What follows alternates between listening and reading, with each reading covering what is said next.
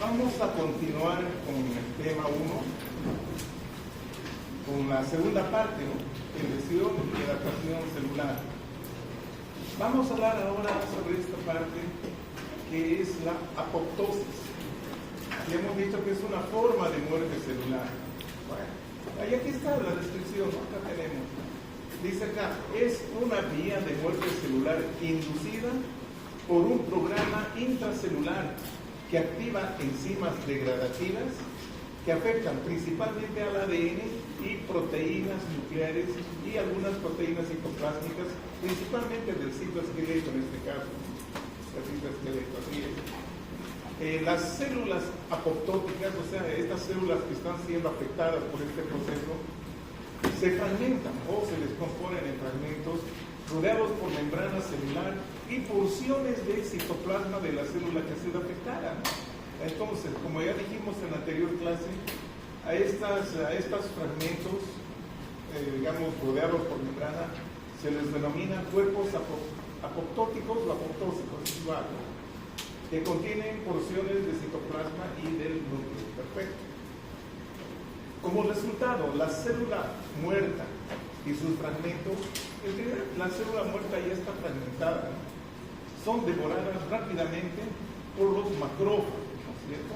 Directamente por macrófagos. No hay reacción inflamatoria, esto es importante, ya acá lo dice, ¿no?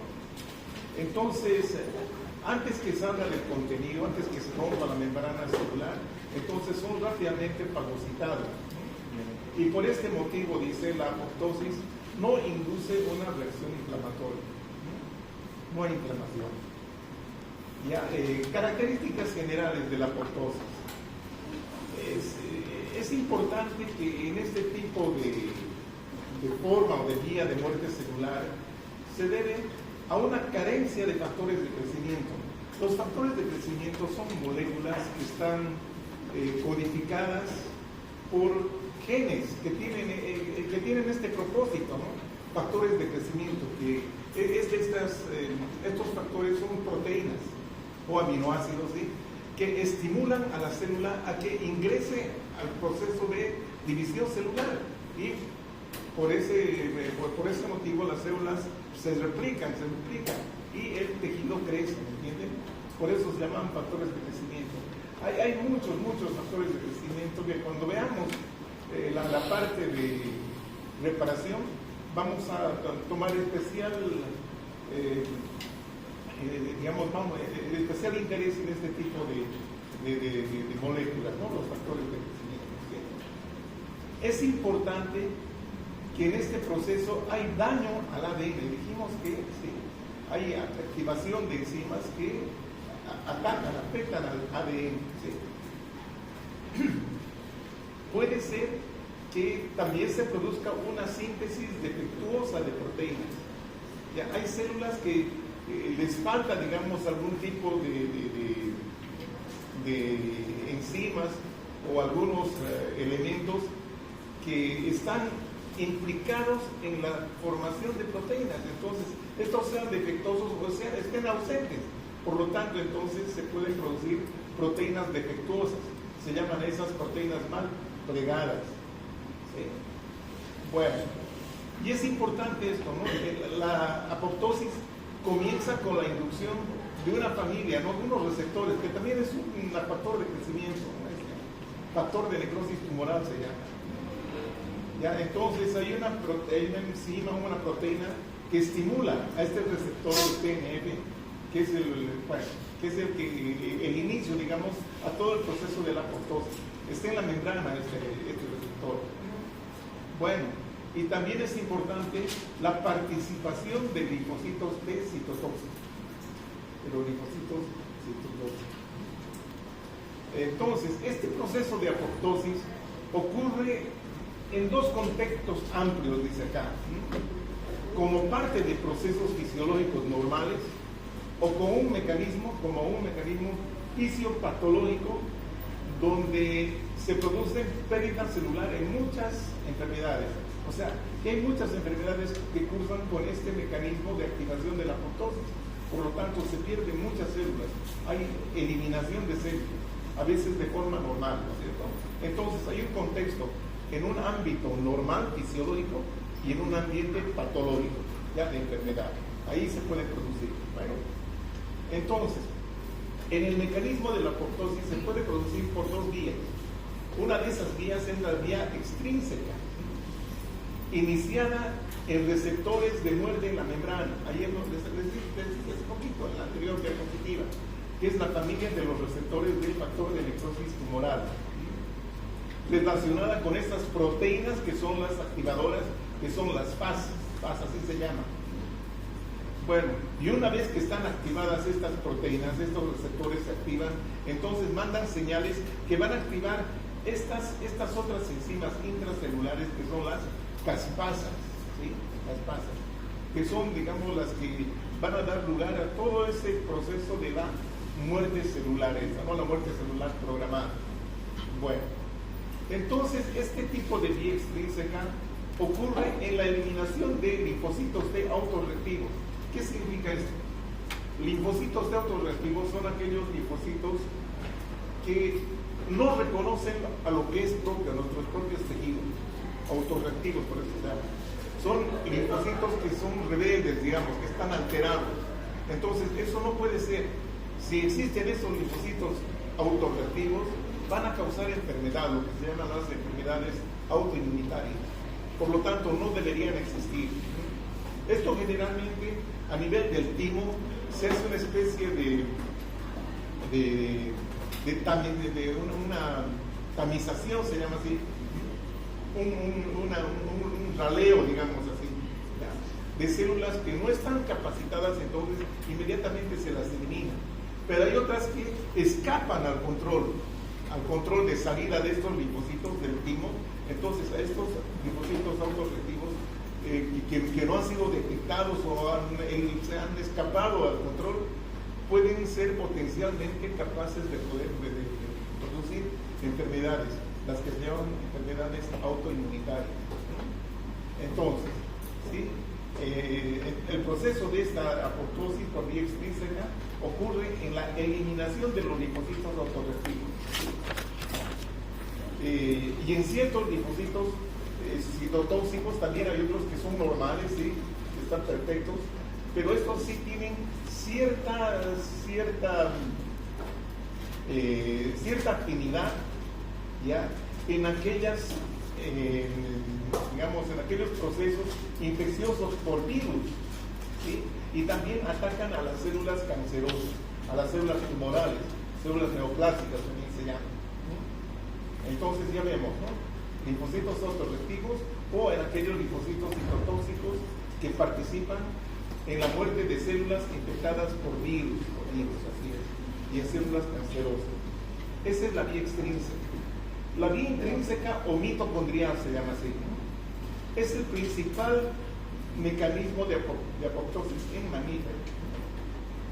Hay aumento de la permeabilidad de la membrana externa mitocondrial de la mitocondria. Ustedes saben que tiene una doble membrana de la mitocondria, una externa que es continua y una interna que hace unos pliegues, que son las crestas mitocondriales.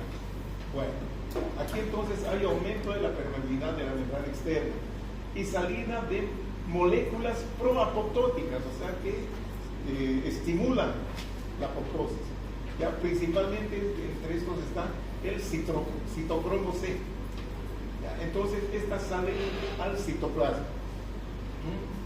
Estas proteínas proapoptóticas, así se llaman, son controladas por la familia de otras proteínas que son las de las que están sintetizadas o codificadas por el gen BCL2. Son proteínas, hacen el control, ¿ya? El control. O sea que controlan la salida, esta salida controla. Bueno, entonces vamos a ver otros detalles más de la apoptosis. Situaciones fisiológicas en las que se produce apoptosis. Destrucción programada en la embriogénesis, mediante el proceso de formación del embrión. ¿Sí? Hay una serie de proliferaciones celulares, pero hay algunas que están por demás. Entonces, estas se las destruyen en la embriogénesis. Involución de algunos órganos hormonodependientes, sobre todo las gónadas, en el varón los testículos. testículos, en la mujer los ovarios, ¿no es cierto? Cuando hay déficit de hormona, ¿sí?, a cierta edad, entonces estos órganos empiezan a sufrir una atrofia, ¿ya? Y esto es también a causa de la apoptosis. De lesión o eliminación de células en estas poblaciones donde las células están muy activas, muy proliferantes. Hay una activa división celular sin control. Eso es lo que ocurre en los tumores. Los tumores crecen pero sin control. Entonces, ahí esos que están creciendo, digamos, con exageración o multiplicándose ávidamente, son eliminados, ¿sí?, por este proceso de apoptosis. Ahí repetimos acá, ¿no? Eliminación de linfocitos autorreactivos, ¿no? ¿Ya? Retirada de células supernumerarias, aquellas que están por demás, superiores al número necesario durante el desarrollo. Es algo parecido a esto, ¿no?, a la destrucción programada en la embriogénesis. Entonces, estas son situaciones fisiológicas. Vamos a ver las situaciones patológicas. En algunos procesos que afectan al ADN, que alteran el ADN. Aquí estamos viendo unos ejemplos. La radiación, algunos fármacos citotóxicos que se utilizan mucho en los procesos de cáncer, por ejemplo, ¿no?, y la hipoxia. Acá, acumulación de proteínas, estas que están mal sintetizadas o mal plegadas, se llama así, acumulación. Estas proteínas, como son defectuosas, ya no tienen ese metabolismo normal, ¿no?, de desarrollo, ¿sí?, que tienen que metabolizarse mediante procesos enzimáticos, en fin, su metabolismo normal, ¿no? Entonces, estas proteínas son alteradas y ahí se acumulan porque no pueden ser eliminadas ni degradadas, justamente porque están alteradas, ¿no? Se las llama proteínas mal plegadas. Y esto se puede deber a la alteración a nivel del retículo endoplásmico por mutaciones genéticas, ¿sí?, a nivel, digamos, de esos genes que codifican cierto tipo de proteínas, y ese gen esté alterado, esté mutado, entonces va a mandar una información mala para la síntesis de proteínas, ¿no es cierto? Entonces, cuando ocurre la traducción del RNA mensajero que trae el código, ¿sí?, y este código está alterado, está mutado, entonces el producto va a ser también de mala calidad, ¿verdad? Eso se llama una proteína mal plegada. Entonces, estas proteínas sufren de ese problema, que no se degradan. Entonces, ¿qué va a hacer? Se acumulan. Y la acumulación es una causa de lesión celular. ¿Es así como atacan los priones? ¿Es así como actúan los priones? Como proteínas no plegadas que dañan luego a la célula. No, amiga, no. Esos priones son, digamos, controles, ¿bonita?, en la síntesis de proteínas, de los aminoácidos. ¿Ya? Marcan puntos de comienzo y de final, de una serie, de una secuencia de aminoácidos para formar las proteínas. No, nada que ver. Aquí ya viene desde el DNA, desde el gen. El gen está alterado, no es su secuencia.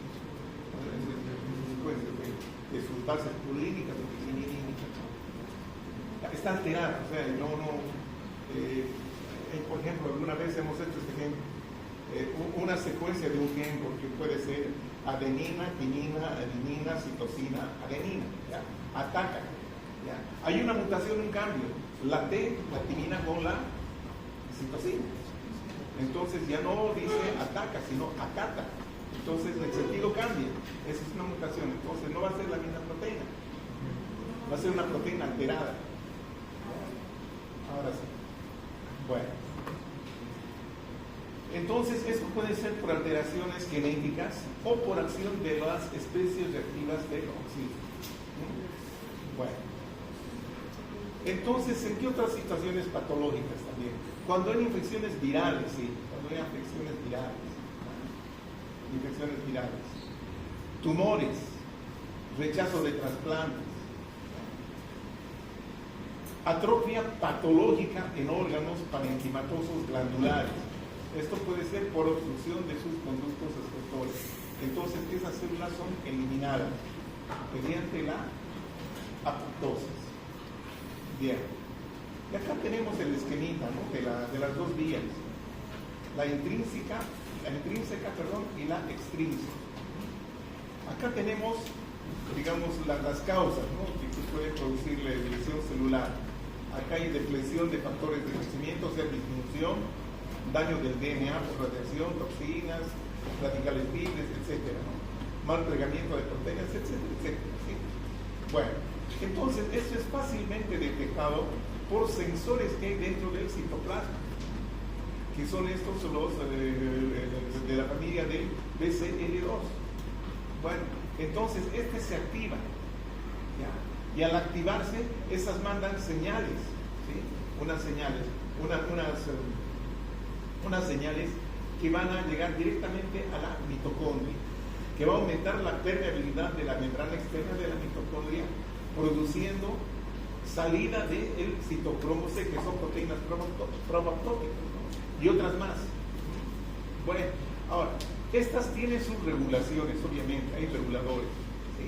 Hay proteínas reguladoras, para que no sea exagerada la salida y nos produzca apoptosis en todas nuestras células, Entonces, eso no puede ser. Tiene que ver genes reguladores o proteínas reguladoras, como es de la BCL2 y la BCL2 y la BCL2X, ¿sí? Que van a regular la cantidad de proteínas pro-apoptóticas que van a salir hacia el citosol. Bueno, entonces, ¿qué es lo que pasa? El citocromo C, por ejemplo, lo que hace es activar a estas caspasas, iniciándolas, ¿sí? Y otras proteínas pro-apoptóticas van a contribuir a que estas caspasas ya iniciadas van a estar totalmente activadas. Ya son las caspasas ejecutoras. ¿Qué hacen estas? Activan a las endonucleasas, que es un sistema enzimático que afecta al DNA, produciendo su fragmentación, ¿ya? Y otras enzimas que van a producir degradación de las proteínas del citoesqueleto, entonces produciendo la fragmentación de la célula. Y al fragmentarse se liberan estas estructuras, ¿no? Que son los cuerpos apoptóticos, que van a ser rápidamente, ¿sí? Fagocitados, ¿cierto? Y eliminados. Esa es la vía intrínseca. La vía extrínseca solo difiere en la iniciación. Aquí es el ligando, que es esta proteína PAS, y el receptor de membrana, que es el receptor de esta familia, ¿no? Del factor de necrosis tumoral. Entonces, ¿qué sucede acá? Que hay proteínas adaptadoras que están activadas, y estas que están activadas a su vez activan o inician este sistema de caspasas iniciadoras, caspasas ejecutoras y lo demás que ustedes ya conocen. ¿Ya? Entonces, esas son las vías de activación de la apoptosis. La morfología de la apoptosis. Hay pérdida del volumen celular, claro, ya son fragmentos, ¿cierto?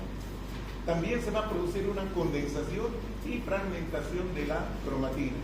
Aquí tenemos una cariopignosis y una cariorexis. Se van a producir esas vesículas a un principio que luego se desprenden y se convierten en cuerpos apoptóticos. Luego viene la fagocitosis de estos cuerpos apoptóticos, siempre con ausencia de la inflamación, porque la eliminación de estos cuerpos es muy rápido, no permite que se produzca inflamación. Bueno, entonces vamos a ver algunas variantes de la apoptosis, como ser la necroptosis. Es una forma de muerte celular semejante a la necrosis. Se inicia de manera similar a la forma extrínseca de la apoptosis. Acá, pero no hay activación de las caspasas. ¿Sí? Entonces, en condiciones normales, en condiciones fisiológicas, esto ocurre a nivel de la formación de la placa epifisaria, que es el responsable del crecimiento en longitud de los huesos largos. Patológicamente se puede producir en varias situaciones, como en la esteatohepatitis, hígado graso, pancreatitis aguda, esto obviamente por alcoholismo, ¿sí? Lesiones de reperfusión. ¿Qué es la reperfusión? es cuando ocurrió un stop en la circulación, ¿sí? Un coágulo puede obliterar, puede tapar un vasito, ¿ya?, que está, digamos, aportando sangre a una determinada área del tejido. Entonces, ese coagulito puede disolverse, ¿no?, por los mecanismos de fibrinólisis, ¿no? La fibrina del coágulo se disuelve, entonces vuelve la circulación. Eso se llama reperfusión, y muchas veces esta reperfusión puede ser causa de daño celular, la reperfusión. Bueno, y lesiones también neurodegenerativas como el Parkinson. Entonces es este mecanismo de necroptosis. Hay otro, la pieroptosis, forma de muerte celular programada acompañada de fiebre. Ya, acá el detalle es que hay una producción de esta interleucina 1, ya, la interleucina 1. Entonces, esta interleucina 1 de alguna manera produce un aumento local, ¿sí?, de la temperatura. Esto se realiza en células infectadas por microbios, miren, microbios, bacterias principalmente. Entran en acción los receptores inmunitarios innatos, o sea, de la inmunidad innata, con la que nacen, ¿no es cierto?, que activan lo que se llama el inflamasoma. ¿Y qué es el inflamasoma? Es un complejo compuesto por varias enzimas, como las caspasas, por ejemplo, las caspasas, y otras localizadas en el citosol celular, cuya función es actuar como receptores y sensores del sistema inmunitario innato. Entonces, estos inflamasomas se encuentran en células como los macrófagos, los monocitos, las células dendríticas, ¿no?, que son células presentadoras de antígenos, y los neutrófilos, el inflamasoma. Entonces, es un complejo enzimático, el inflamasoma, que contribuye a la producción de inflamación, obviamente. ¿Ya? Existe entonces acá esa activación de las caspasas que nos lleva a la muerte celular. Entonces, este tipo de muerte celular, esta sería una forma, ¿no?, de la apoptosis, más la fiebre que se produce. Entonces, a eso se denomina la piroptosis, que está producida por la interleucina 1. Bien. Entonces, eso en cuanto a apoptosis. Acumulaciones intracelulares, como les había comentado ya. Generalmente estas acumulaciones son productos orgánicos, como ser proteínas acá, ¿no? Pueden ser también lípidos o carbohidratos. Entonces, ¿a qué pueden deberse estas acumulaciones? A eliminación inadecuada de una sustancia normal. Ya, aquí estamos hablando de sustancia normal. Proteína, lípido, hidrato de carbono. Entonces, ¿por qué no se elimina? Por una deficiente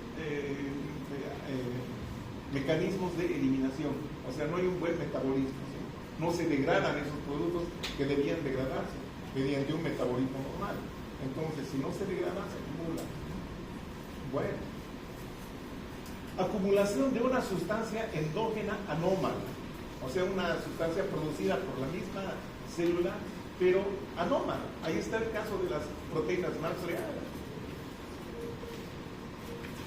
Podemos hablar también acá de los pigmentos que normalmente se producen, ¿no?, a nivel intracelular. Bien.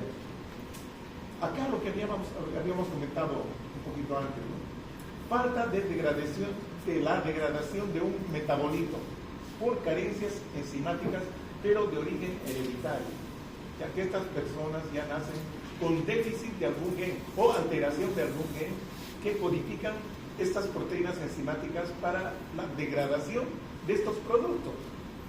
¿Ya? Son problemas ya genéticos, ¿cierto?, que nacen con ese problema hereditario, ¿cierto? Bueno, depósito, acumulación de una sustancia exógena, o sea que se introdujo al cuerpo, pero esta sea un producto anómalo. ¿Ya? Y además acá la célula dice que carece del material enzimático capaz de degradar. Entonces, eso también ya es una forma de depósito o acumulación de sustancias exógenas que vienen de afuera. Bueno, vamos a ver algunas condiciones donde ocurren estas acumulaciones. Acá, por ejemplo, la estatosis es una acumulación de lípidos. Hay lípidos que son bastante sencillos, simples, como son los triglicéridos, que se acumulan principalmente en los hepatocitos. ¿Ya? Si es muy intensa esta acumulación, puede producirse lo que se llama la cirrosis hepática. Es frecuente en el alcoholismo, desnutrición, obesidad, diabetes mellitus y tratamiento con corticoides. Ya hemos visto algunas de estas figuras de anterior clase. Ahí tenemos, ¿no?, el hígado graso, más grande y amarillento, ¿sí? Y la histología, les vuelvo a mostrar, las vacoitas, que pueden ser grandes o pequeñas, vacuolas de grasa dentro del hepatocito. ¿Ya? Ahora, puede ser también que exista acumulación de lípidos complejos. Bueno, acá todavía estos son relativamente sencillos, ¿no? El colesterol y este del colesterol. La acumulación puede ser a nivel de la íntima de algunas arterias, ¿no?, lo que nos lleva a la aterosclerosis. Santomas, acumulación de colesterol y sus esteres, ¿sí?, en tejidos blandos, ¿no?, como ocurre en situaciones de hiperlipidemia. Eso también puede estar emparentado con algún problema de metabolismo de los lípidos. Entonces se acumulan en tejidos blandos, produciendo una especie de tumorcito llamado santomas, que pueden ser congénitos o adquiridos. La colesterolosis es una situación que es muy frecuente en nuestro medio, que en la vesícula biliar, en su lámina propia, se acumulan macrófagos cargados de colesterol. Son células que parecen células espumosas, como espuma, y tiene así son como la piel de una frutilla con sus semillitas blancas, ¿eh? Así se ven, aframbuesadas se llama ese tipo de aspecto macroscópico que tiene la mucosa vesicular. Luego tenemos en la enfermedad de Niemann-Pick del tipo C, por mutación de un gen que participa en el transporte de la lipoproteína de baja densidad, de la LDL, que son derivadas del colesterol. O sea, estas proteínas, o estas lipoproteínas de baja densidad, son derivadas del colesterol. Bueno, entonces aquí, ¿cuál es el problema en esta enfermedad? Que hay una enzima, ¿no?, la esfingomielinasa se llama así, la esfingomielinasa. Entonces hay un déficit. Entonces estos glucoesfingolípides, ¿sí?, se acumulan a nivel de los lisosomas. No son degradados como debería ser. ¿Ya? Enfermedad de Niemann-Pick tipo C. Bueno, ahí tenemos, por ejemplo, una arteria coronaria abierta, y aquí estas placas de colesterol, miren, acá ya prácticamente se han calcificado. Aquí estamos viendo una arteria engrosada con estos núcleos, ¿no?, de lípidos, que son las placas, ¿no?, de ateroscleroma, aterosclerosis. Ahí está la mucosa vesicular. Esta es una vesícula abierta, miren, estos como polipitos blancos se ven. ¿Ya? Estos son como pólipos, ¿sí?, como vellosidades, que si vemos al microscopio, vemos ahí está el epitelio superficial, acá un poquito se ha desprendido. Pero miren, estos son los macrófagos, que parecen fibrios merilados, son cargados de colesterol. ¿Sí? Este es un polipito ahí en la vesícula biliar. Acá tenemos una acumulación de lípidos complejos, que está en la enfermedad de Gaucher. También es una enfermedad de atesoramiento, se llama, ¿no?, atesorismo. ¿Ya? Entonces, esto es por deficiencia de una enzima, que es la glucocerebrosidasa. ¿ya? Que causa acumulación de este material, los glucocerebrósidos, ¿sí? A nivel del vaso, del hígado, pulmones, hueso y a veces hasta en el cerebro, ¿no? La enfermedad de Gaucher. Bueno, causas de acumulación de proteínas en este caso, ¿no? Proteínas. La absorción de proteínas en los túbulos renales. Estas proteínas se absorben generalmente en los proximales, ¿no? Bueno, entonces estas acumulaciones pueden producirse cuando hay un mal filtrado glomerular de las proteínas de los túbulos renales, miren ustedes, sobre todo los proximales, que son los que se encargan de reabsorber más cantidad de proteínas, y estas al reabsorberse se acumulan dentro de las células de los túbulos. Ahí estamos viendo, ¿no? Acá aparece un cambio hidrópico, como habíamos visto, pero no, en realidad aquí no es agua, sino con extinciones especiales se demuestra que son proteínas. Ahí estamos, a nivel de riñón, acumulación de proteínas. ¿Ya? Otras causas de acumulación de proteínas es una producción excesiva de proteínas. Acá la síntesis de proteínas es mucho mayor a la velocidad de metabolización de las mismas. Entonces, si se producen más y estas no se metabolizan, obviamente va a haber una sobreoferta, y al haber sobreoferta hay acumulación de proteínas. Entonces, aquí un ejemplo de esto, ¿no? Se produce se produce, ¿sí?, en las células plasmáticas, los plasmocitos, donde hay una sobreproducción de inmunoglobulina. Entonces, estas se quedan en el plasmocito, produciendo a unas células que se las ha denominado cuerpos de Russell, ¿no? Que son plasmocitos cargados de proteínas. Mira, ahí están, estos son los cuerpos de Russell. Ahí está un plasmocito normal, otro plasmocito normal, pero estos están cargados de proteínas, ¿sí? Los cuerpos de Russell. Bueno, en la hepatitis alcohólica también puede producirse una acumulación de filamentos intermedios, principalmente de citoqueratina, dice acá. Ahí se los ven, este es el hepatocito, y estas acumulaciones aquí son más groseras y aquí son más granulares. A estas se las llama así los cuerpos de Mallory en la hepatitis alcohólica. Bueno.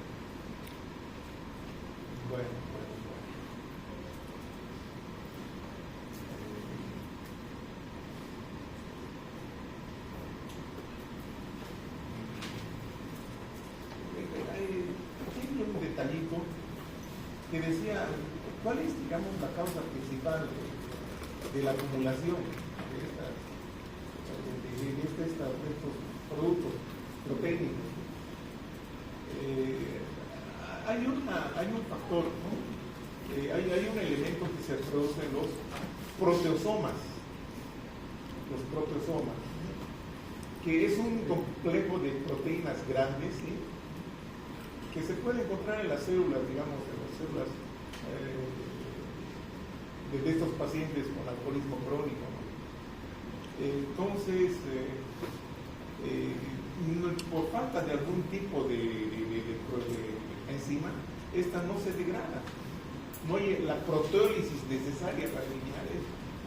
Entonces, estas pueden permanecer produciendo daño celular, claro que sí.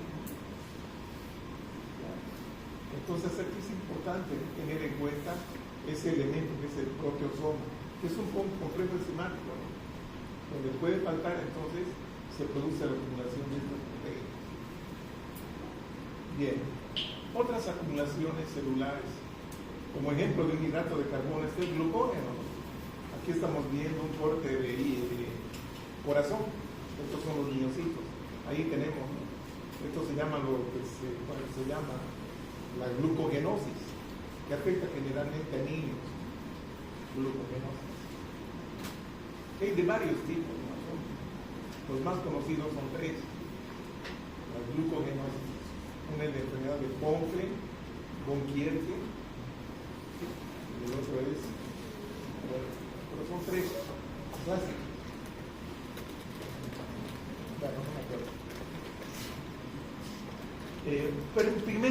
endógenos, acumulación. ¿Se acuerdan de la lipofucsina? Es el pigmento de desgaste, ¿no? De crecimiento.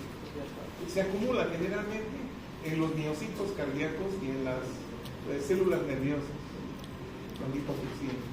Y si se acumulan en gran cantidad, puede ser causa de lesión celular también. La hemosiderina es un pigmento de la degradación de hierro, ¿no?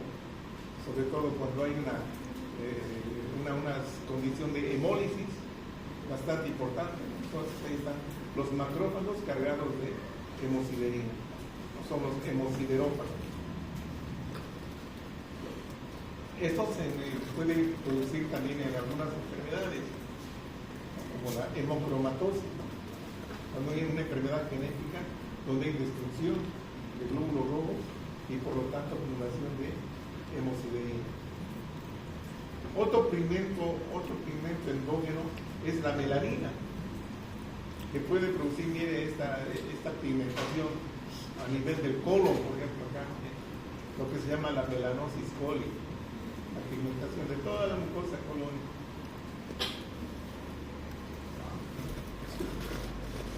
Aquí estamos viendo, sí, la microscopía de esa melanosis coli. Miren el pigmento, cómo se acumula acá, a nivel de la lámina propia, de la mucosa colónica. Bien. Y hablemos de calcificación. Calcificación es la acumulación o el depósito de calcio en los tejidos. Aquí podemos hablar de calcificación patológica. Es la consecuencia de una combinación de afectaciones acumuladas. Acá se puede hablar también de las especies reactivas de los hijos, que puede ser consecuencia de la producción o acumulación de estas especies. Bueno, entonces, ¿cómo se expresa este problema, ¿no es cierto?, para la calcificación, la producción de calcificación patológica? Hay una reducción de la capacidad replicativa, o sea, las células no se multiplican. Hay menor capacidad del ADN dañado, o sea, las consecuencias que tienen, ¿no?, las especies reactivas. Homeostasis proteínica defectuosa, o las destrucciones de los enlaces proteicos, dijimos la anterior clase, ¿se acuerdan? Entonces todo eso sí puede producir muerte celular, y una célula muerta, bueno, es proclive a acumular calcio, y eso se llama la calcificación. Entonces acá existe un depósito anómalo de sales de calcio en tejidos blandos, en tejidos blandos. Hay dos tipos de esta calcificación patológica, la distrófica y la metastásica. La distrófica se produce en tejidos muertos, o sea, células muertas, y las células de un tejido también son células muertas, obviamente. ¿Y por qué mueren estas células? ¿Sí? Por la activación de los sistemas enzimáticos. ¿A causa de qué? Del aumento del calcio. Exactamente, el aumento de calcio. Ahí está la respuesta. Ese calcio ya se queda ahí, entonces va a producir acumulación. Se van a producir, digamos, depósitos de estas sales de calcio, produciendo la calcificación distrófica en este caso, ¿ya?, en tejido muerto, ¿sí? Y la otra, la calcificación metastásica en tejidos vivos, ¿ya?, y siempre asociada a hipercalcemia. La hipercalcemia es aumento del tenor de calcio, ¿no?, en la sangre, en la circulación. Esto puede ser por un hiperparatiroidismo, por ejemplo. Bueno, o un tumor a nivel de la paratiroides. Bueno. Entonces acá tenemos, mira, depósitos de calcio en la pared de esta arterita, una arteria pequeñita. O bien acá, en estos tejidos muertos. Tejido muerto, acá también hay la flecha hemorrágica. Se ve de un color oscuro, azul oscuro con la hematoxilina. Acumulación, sí, distrófica. Lo mismo que estamos viendo a nivel de las válvulas, en vez de esta válvula cardíaca, ¿sí?, ahí en los nidos, acumulaciones de calcio. Esta es la metastasis del tejido vivo, ¿ya? por un hiperparatiroidismo, hipercalcemia. Entonces se deposita en el pulmón, por ejemplo. Ahí está, el pulmón, alterando, obviamente, la ventilación. ¿Sí? La situación metastásica. Bien. Y las adaptaciones. Adaptaciones del crecimiento y la diferenciación celular. Son cambios reversibles en tamaño, número y actividad metabólica o funciones de la célula. Cambios reversibles.